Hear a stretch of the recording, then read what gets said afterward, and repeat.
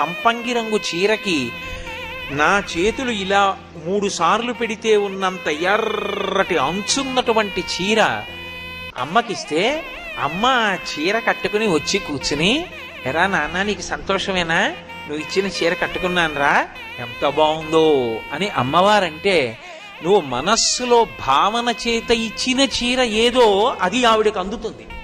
నువ్విక్కడ 1,00,000 రూపాయలు పెట్టి చీర పట్టుకురా, నీ మనసంతా మోగే సెల్ ఫోన్ మీద ఉంటే ఆ చీర ఆవిడికి వెళ్ళదు, ఆవిడికి అక్కర్లేదు. ఎందుకంటే గీతలో ఆయనే చెప్పాడు, పత్రం పుష్పం ఫలం తోయం యోమే భక్త్యా ప్రయచ్చతి.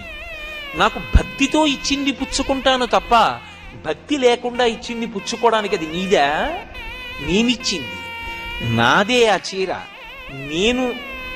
నువ్వు కొని నాకు ఇవ్వగలుగుతున్నావంటే కొనడానికి కావలసిన శక్తిని నీ యందు ప్రచోదనం చేసిన వాడిని నేనే.